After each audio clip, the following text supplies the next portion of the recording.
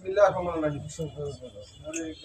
বড়কথা union কৃষক দল কর্তৃক আয়োজিত আজকের এই আলোচনা বাংলাদেশের সংখ্যাগরিষ্ঠ কৃষক দলগোষ্ঠীকে সুসংগঠিত করার লক্ষ্যে এবং বড়কথা ইউনিয়ন কৃষক দলের কৃষক সমাবেশ করার জন্য আজকের এই প্রস্তুতিমূলক আলোচনা সভায় সম্মানিত সভাপতি বড়কথা ইউনিয়ন কৃষক দলের সংগ্রামী সভাপতি জনাব আব্দুল মালেক ভাই, আমাদের মাঝে উপস্থিত আছেন প্রধান অতিথি হিসেবে উপস্থিত আছেন হাতীবান্ধা উপজেলা কৃষক দলের সংগ্রামী আহ্বায়ক, বারবার নির্বাচিত ইউপি সদস্য, সেন্দুনিয়া ইউনিয়ন পরিষদের বারবার নির্বাচিত ইউপি সদস্য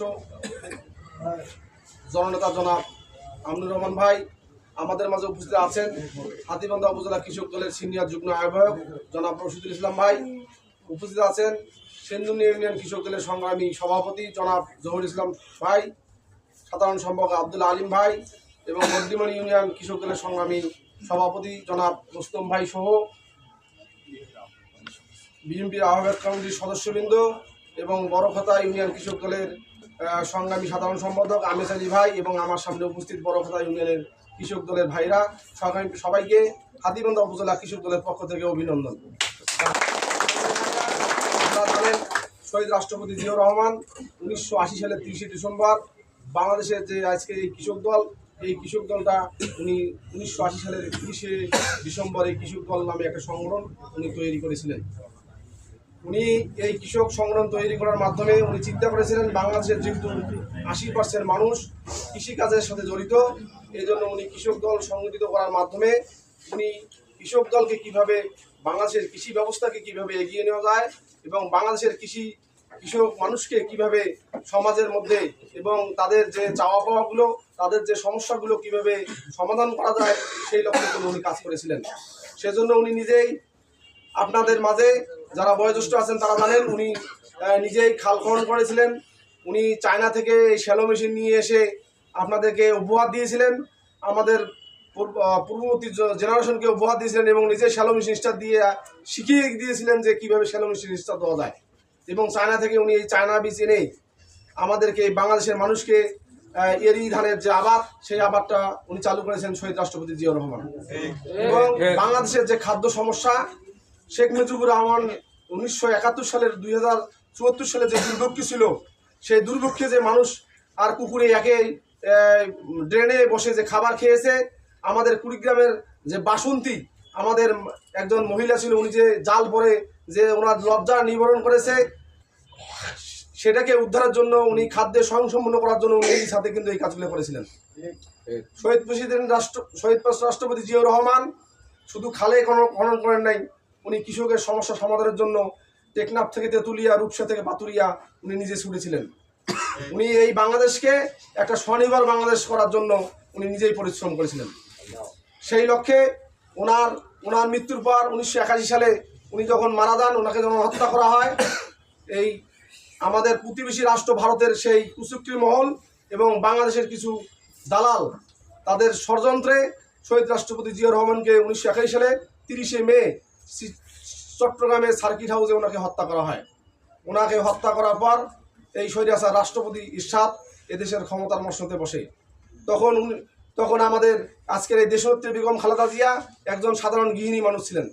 এই রাষ্ট্রপতি ইরশাদ যখন ক্ষমতায় আসে, তখন কিন্তু এই স্বৈরাচার শেখ হাসিনার মতন বাংলাদেশের থেকেই ভোট নামক যে ভোট ছিল, সেটা কিন্তু উনিও স্বৈরাচারের মাধ্যমে উনি কিন্তু ভোট দেন নাই, হানা ভোট, সে ভোট দিয়ে উনি কিন্তু দীর্ঘ 9 বছর আমাদেরকে এই বাংলাদেশকে শাসন করেছিলেন। গণতন্ত্র ছিল না সেই সময়ও। তখন আমাদের দেশনেত্রী বেগম খালেদা জিয়া একজন গৃহিণী ছিলেন, সেখান থেকে উনি বাইর হয়ে এসে সম্মুখ রাজপথে দীর্ঘ 9 বছর আন্দোলন করে 1991 সালে আমাদের কিন্তু এই ভোটের অধিকারটা ফিরিয়ে দিয়েছিলেন, গণতন্ত্র ফিরিয়ে দিয়েছিলেন। তার উত্তরসূরি আমাদের আগামী রাষ্ট্রনায়ক জনাব তারেক রহমান। আজকে যে আমাদের যে সারা বাংলাদেশে যে কৃষক সমাবেশ আমরা যে করব, ওনার যে নির্দেশনা, আমাদের বাংলাদেশের যে কৃষক দলের সভাপতি হাসান জাফির তুহিন ভাই এবং শহীদ ইসলাম বাউল ভাইয়ের যে নির্দেশনা এবং আমাদের জেলার যে নেতৃবৃন্দ আছেন তাদের নির্দেশনায় যে আমরা ওনাদের নির্দেশনা সারা বাংলাদেশে যে 4,500 কৃষক ইউনিয়ন আছে, সেই ইউনিয়নে যে আমরা কৃষক সমাবেশ বাংলাদেশের মানুষ করবে, জাতীয়তাবাদী কৃষক দল করবে, সেই আলোকে আজকে আমাদের 12টি ইউনিয়নে হাতীবান্ধায় 10 নভেম্বর থেকে 10 ফেব্রুয়ারির মধ্যে 3 মাসের মধ্যে আমাদের এই 12টি ইউনিয়নে কৃষক সমাবেশ করার জন্য ওনাদের আমরা নির্দেশনা দিয়েছি। তার এই লক্ষ্যে আজকে আমরা বড় কথা এসেছি যে আগামী 3 মাসের মধ্যে কিভাবে আমাদের এই কৃষক সমাবেশটা করা যায়, সেজন্য আপনাদের কাছে আমরা সুচিন্তিত মতামত নেওয়ার জন্য আমরা আজকে এই প্রস্তুতিমূলক আলোচনার সময় এসেছি। কিন্তু আপনারা কোনো কথাই বললেন না। প্রস্তুতিমূলক আলোচনা হওয়া উচিত ছিল, আপনাদের কিছু আপনারা বলতেন, সেটা আমরা শুনতাম, আমরা কিছু বলতাম, আপনারা শুনতেন। এক ভাই বললো যে আমাদের যে এনআইডি কার্ড লাগবে কিনা। এনআইডি কার্ড লাগবে না, আমাদের যে লোকজন আপনাদের কাছে যাবে সেখানে এনআইডি কার্ডের কোনো প্রয়োজন হবে না। আপনাদের নাম দিবেন, বাবার নাম দিবেন, মোবাইল নাম্বার দিবেন এবং ওয়ার্ড নাম্বারটা দিবেন, এভাবে আমাদের নির্দেশনা আছে। এবং আজকে যে সারের দাম উনি যে বললো, আমরা ইতিমধ্যে আমাদের কর্মনার সহ আমরা উপজেলা এগ্রিকালচার অফিসারের কাছে গিয়েছিলাম যে সারের দাম কেন বৃদ্ধি। উনি ওই অফিসার আমাদের বলছে যে এই সরকার 5ই আগস্ট স্বৈরাচার শেখ হাসিনা সরকার পতনের পর এই অন্তর্বর্তীকালীন সরকার যখন ক্ষমতায় এসেছে, ওনারা বুঝে উঠতে পারে নাই যে বাংলাদেশের যে সারের গুদাম আছে কতগুলো সারের মজুদ ছিল, যে এলসিটা করা দরকার ছিল সারের, সেই এলসিটা ওরা সময় মতো করতে পারে নাই।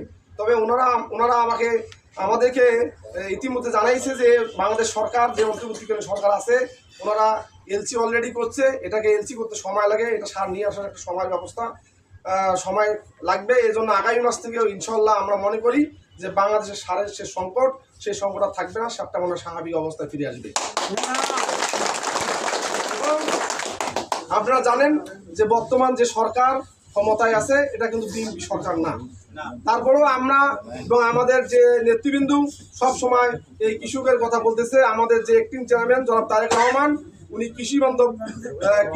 কৃষককে কিভাবে এগিয়ে নেওয়া যায় সেই ব্যাপারে উনি সবসময় খোঁজখবর রাখতেছে আমাদের কেন্দ্রীয় নেতৃবৃন্দের সাথে। তো আমাদের এই কৃষক সমাবেশটা হবে 1000 কৃষক, প্রতিটা ইউনিয়নে 1000 কৃষকের মাধ্যমে আমাদের এই কৃষক সমাবেশটা হবে। সেটা ইতিমধ্যে আমাদের এই কর্মনার ওনার শুভেচ্ছা বক্তব্যে আপনাদের জ্ঞাপন করেছে।